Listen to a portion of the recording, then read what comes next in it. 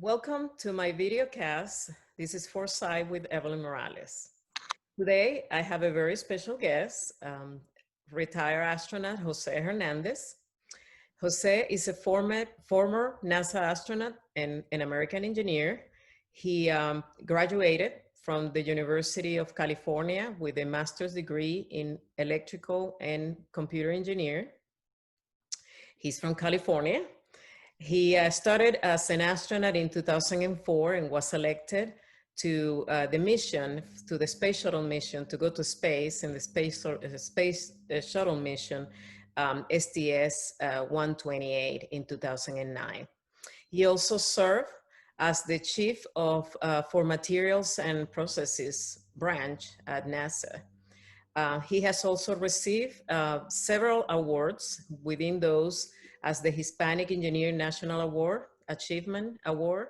He also received the an award from the US Department of Energy.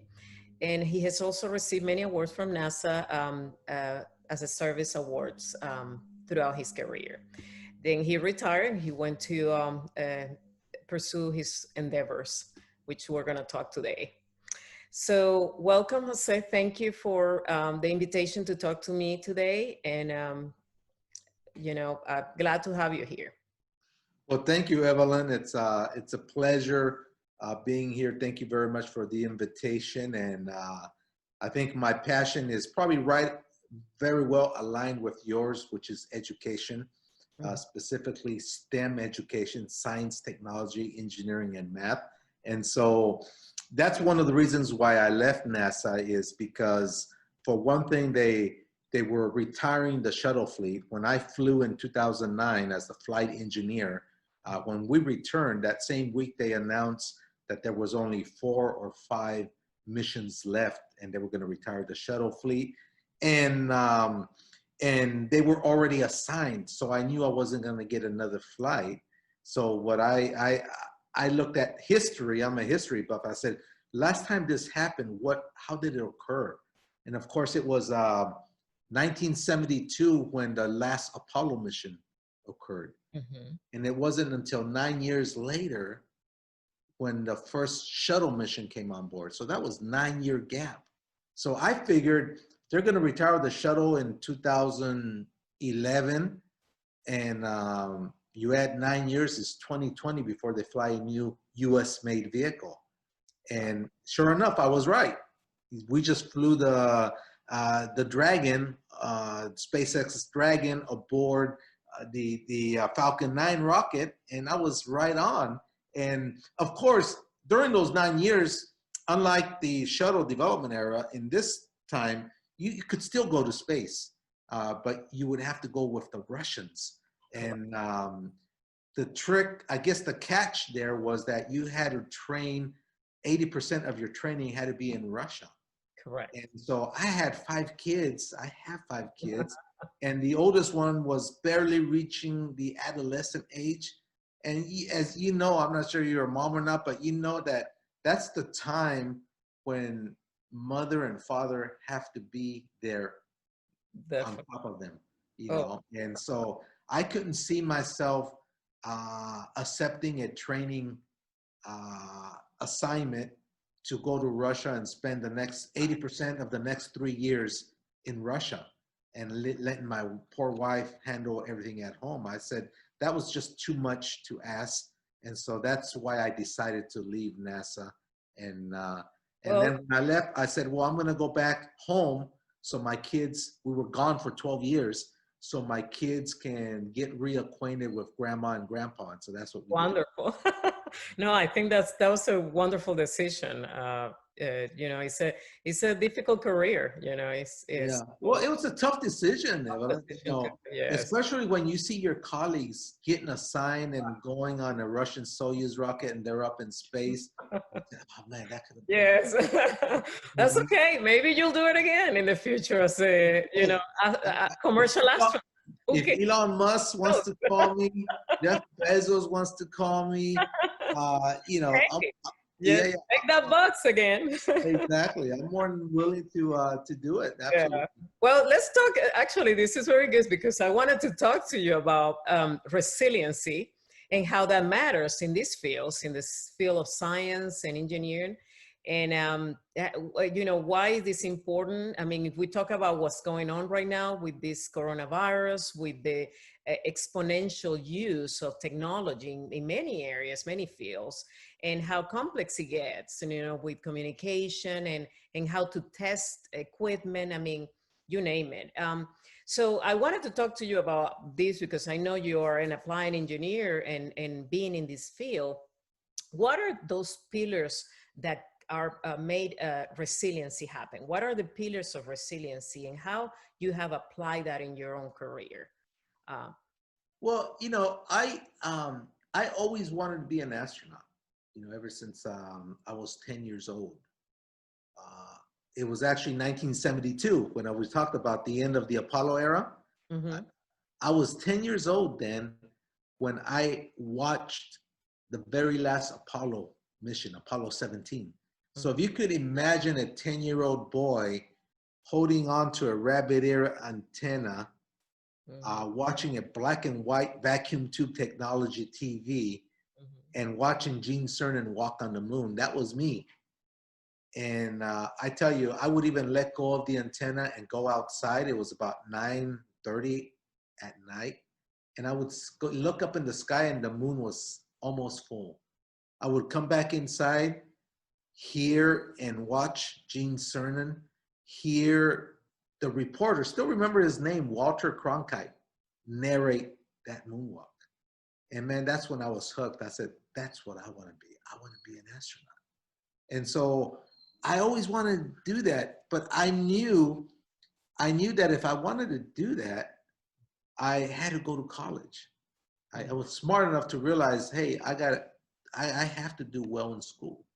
So I was a good kid. I did well in school, in elementary, middle school, managed to stay out of trouble in high school and did very well. And then I got accepted to my undergraduate school, University of Pacific, which is here in Stockton, where I was born and raised. And I started going to school for undergraduate engineering. Man, that's when I found out that not all public schools are created equal. Because we lived in a very depressed area. Well, you know, resources to schools are bound by the property taxes that they garner around there. And we didn't get much. And it was tough. I remember even questioning whether I had the smarts to even get an engineering degree because I struggled so much. But you know, all I can remember that kept me going was I would visualize the image of my mom's disappointing face when I tell her I was gonna drop out of college. And I said, I can't do that to me, mamacita. I can't do that. I gotta keep going.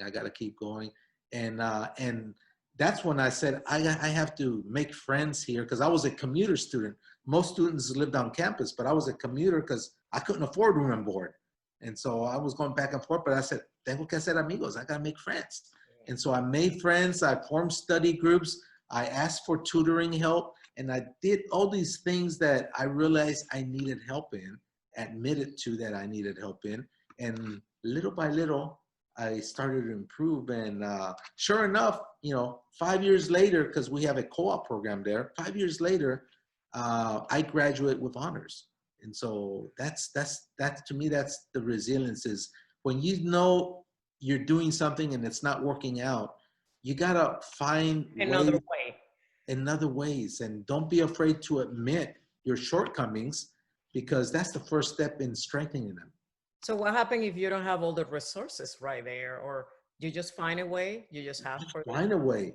Yeah, I just made friends, you know, with other students. You know, I made friends with students that were smarter than me, and some where I had to help. And that way, when I explained things, or when they explained things to me, I had to re-explain it to the other person, reinforcing what I had learned. Correct. And so that's the key. I always tell people, form study groups, but make sure you get people that are smarter than you and people that you know you can help. because by helping them, you're helping yourself. So it's like one side you are learning from the ones that know more, and you're explaining to reinforce, right? Right, you're Well, reinforcing those concepts by the simple fact that you're explaining the concepts to the other students. Exactly. that's good. Well, we do, I think that students, that's something that we're, as we go forward, and we're doing that more and more with the students and young professionals, to being able to work as a team. And team that starts from, high school, actually earlier, but especially in these fields that are more complicated, right? Engineering, and where you need that cadre of friends to Mhm. bounce ideas. The same happen when you're a professional too. I mean, you're working as a team, you need that. You're gonna have those people that might be way out there with their ideas, and some others that you might have to bring together. So yeah, so that's great. I mean, I can see how that it was important in your career, how it Yeah. helped. So why resiliency matters in the science, in those specific fields? Because, for example, in my career, as an example, I will always say, well, a computer is not going to win over me. I'm going to, get until here until midnight, and I'm going to fix this problem. So does the resiliency really is important? Is it that important for the science, for these complex fields? And how can we teach that? Yeah. That's a good question, Evelyn. That why it matters in science, in the STEM fields. It matters. I think it matters because it's science is it's so important in our community that it could be a game changer in our life, in our way of life. I'll give you a simple example. Um, in my previous career before coming to work for NASA, because I came as as a engineer before being selected as an astronaut. So I worked in engineering at NASA 4 years before being selected as an astronaut. But before that, I had put 15 years in Lawrence Livermore National Laboratory. Mhm. It's one of the premier research laboratories for the Department of Energy, and one of the two that work in nuclear defense initiatives. And and resilience is important because I remember when I first started there, I worked on a program called the X-ray laser program. This was part of the Strategic Defense Initiative of that back then President Ronald Reagan initiated, where it was this particular project was developing a nuclear pumped X-ray laser that was going to be deployed up in space. And so nothing interests me of weapons. That didn't interest me. But when they said deployed up in space, I said, at least I'll get to know, how they send hardware up in space and how to treat hardware in the rugged environment of a space environment, in the vacuum of space. And so I said, I'm going to sign up for that project. And I applied and I got selected. So I worked in that project. We worked on it for about 4 years. And then all of a sudden, the Soviet Union broke apart, right? So now you had different countries forming: Belarus, Russia, Estonia. You had different countries, and the big bad wolf went away because it wasn't such a big threat anymore. And there was only one country that took over the weapons, and that was Russia, and they were somewhat friendly. So the big bad wolf went away. Justification for such a grandiose defense project went away. We never deployed it up in space. We tested it underground, but we never deployed it. And so the project gets canceled. So what do you do? And you said, wow. I said, we spent, billions of dollars in these projects. We did all this nice research, all this work, and now they're asking us to mothball it, put it away, and go on to a different job. Mm-hmm. And my boss and I, we we resisted that idea. Mm-hmm. We said no, no, no, no, no. Says we're working with X-rays.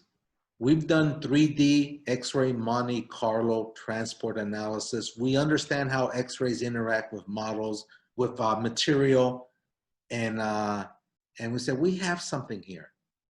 And so we sort of said, you know, we felt like we had an answer, but we didn't know what the question was.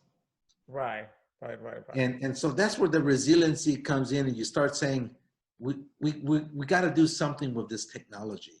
And then after a couple of months of looking and searching, we quickly found out that that the application we could apply this technology to, which we did, we got funding from the Department of Energy, was to develop the first full field digital mammography system for the earlier detection of breast cancer. So we brought in the digital imaging era in medical imaging. We converted from radiographs, black and white radiographs on a light table, to digital images. We opened up a whole new field of study called computer-aided diagnosis, where the computer can help us find possible early precursors to cancer, like microcalcifications, stellate lesions, asymmetric glandular distortion, all those things that doctors look for when they read a radiograph. We were programming the computer, and so if you ask me, Evelyn, what's my proudest moment in my professional career, I wouldn't say, oh, I work for NASA. Oh, I went to space. Oh, I was a flight engineer. I wouldn't say that. I would say, you know, the project of developing the first full field digital mammography system for early breast cancer detection, that's the one I'm most proud of, because I know our images have much more information content than the regular screen film radiographs. Mm-hmm. And as you very well know, more information means you can detect possible indications of breast cancer earlier, which means earlier detection saves lives. So I'm convinced we've saved hundreds of thousands of lives since doing this back in 1997. Wow. Yeah. Oh, So that's resiliency is, that's you know, you finding got another something, way. Exactly. I mean, you know, you got something, you believe in yourself, and you keep working at it until you're successful. And this is one example of why, you know, I could have taken the easy route and mm-hmm. said, okay, my boss, my other bosses say, you know, close this up and then let me go apply for another job. But no, I worked with my immediate boss and said, let's do something. And then we were gonna give it 6 months, and in 2 months we had the problem stated, and 3 months later we had funding. And this is, you just mentioned something important. I was just thinking when you were talking about this, because um, you were in a field that you like, that you enjoy, and then you were modifying that as you went along. I mean, finding the areas where you were more affin to, and that, and then with the resiliency of saying, okay, I'm not gonna let it go, right? You went beyond Right. to try to develop something with your coworkers, and Exactly. yeah, so that I think is very important, that we select, and students and professionals are in the field that they want, that they feel they are part of. Yeah. Because many people get into these positions and fields that it might not be for them. Yeah. And so how do you build resiliency from that to develop something unique, or attack a challenge, or, you know, find solutions to a problem if you're not even enjoying that field? Exactly. That's You got something to that enjoy it. that you need to really. This goes along with knowing, you know, the fields that you want to go in and study, and even young professionals. I see many in situations in these fields of science, not in the position that they may want to be, and Yeah. it saddens me. Well, So I try to, yeah. you're right. You got to enjoy the journey, Evelyn, Mhm. because you know, the destination is not always this the final That's only, that may be 80%, 15% of the whole process. I was rejected by NASA 11 times. That's resiliency right there. That's resiliency. And a lot of people always tell me, you got to be kidding me. So why didn't you just give up? Why? Exactly. Why didn't you just give up? Why? And the simple answer to that question is exactly what you said, Evelyn. I was enjoying what I was doing. Mm-hmm. In other words, me wanting to be an astronaut forced me to go to college, forced me to go to graduate school, forced me to become a pilot, forced me to become a scuba diver, forced me to learn a third language, Russian. I learned Russian, and it forced me to get a great job at Lawrence Livermore Lab.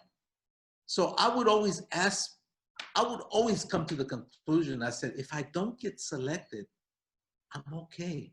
Because I've been blessed with all this already, and I'm enjoying what I'm doing. So I looked at my end result as being the cherry on top, because I already had the icing on the cake. I was living my dream already. So you got to enjoy what you're doing. And that's right there. You just answer again the question, my next question, which is about how do you teach that in the STEM fields? And precisely, we need to make sure that we're guiding, right, the new engineers into the areas that they like. Exactly. I always tell the kids, have to make sure to aim to that. And everybody's different, right? Yeah. Diversity we have. So that was one of the areas that I saw it even during my time within NASA, and that when I see somebody that wasn't enjoying what they were doing, I knew that it was time for them to look for something else. Yeah, I always tell them, follow their passion. Right. You gotta follow your passion. Well, because at the end, it's about performing the best, but getting solutions to the challenges in the work, at the work. And so making everybody in the team work well. So if you don't have that within your teamwork, that is also an impact. Right. So that's, yeah, fascinating. I see how resiliency has been a big part of your life. Yeah, so, lots of perseverance. Yes. And lots of perseverance, yeah. So tell me about your foundation and what you're doing now in helping students, right? Yeah. I have a Reaching for the Stars Foundation. It's called, if you go to the web, you'll find it under astrojh.org. Okay. And it's called the Jose Hernandez Reaching for the Stars Foundation. And what we do is we serve the Central Valley here in California, which is a huge agricultural community. I mean, this is why my parents came here. I come from a family of migrant farm workers, and my parents still live here with and they're still with us, thank God. And so what we do is the foundation does is we sort of have a 3-tier program with it.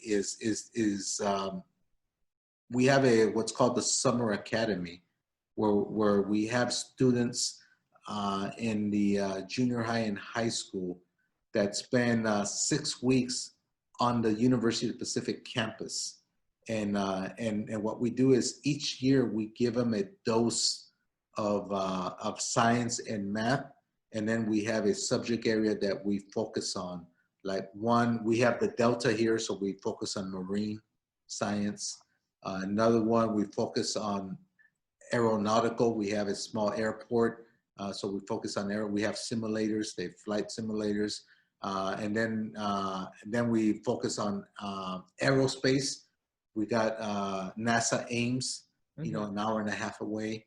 And so each year we're focusing on different subject matters for these kids, and so these kids get stronger in science and math. So when they go back to their respective schools, they've already covered the material they're going to cover that year in concepts of math and science. So they're strong in that area, and so we do that. We also have a scholarship program. Mhm. because we have a scholarship program where we give kids, first generation kids, we help them in terms of monetary scholarships for them in this area. Usually, most of them come from farm working background, and then we all first generation, and then we also have we expose kids to STEM. Just In the fifth grade, in this area, we congregate all fifth graders, and we have what we call Science Blast, where we invite industry. We have the Apples, the Microsofts, the JPLs, the NASA Ames people come down, and they have booths and they make presentations, and it exposes these fifth graders to careers in STEM. And why do we do it in the fifth grade? Well, remember I told you I was 10 years old when I decided I knew what I wanted to be. When you're a 10-year-old, you're in the fifth grade. And exactly. so that's why we picked fifth grade, is because I said, hey, if I was able to select my career in the fifth grade by exposure to watching Gene Cernan, then let's expose these kids to a wide variety of careers and let them choose. Right. But let's expose them to STEM fields, because we need more. We're hugely underrepresented in the minorities in the STEM fields, and so let's try to increase that pipeline. And that's what my foundation does. So I work hard with my foundation to achieve those goals. And I think that adding to what you're saying, the middle school, I think that's where the kids learn what their Yeah, skills are. yeah, Because when they get to high school, you're more, the kids are more worried about the social aspects of yeah. life. While in middle school, you really kind of develop those skills and you know, like yourself can take it forward to your career. And have you followed some of those kids to see Oh which yeah. go to college? Yeah, And some of them are going to University of Pacific. Last year we had two students that graduated that because they were exposed to Pacific every summer.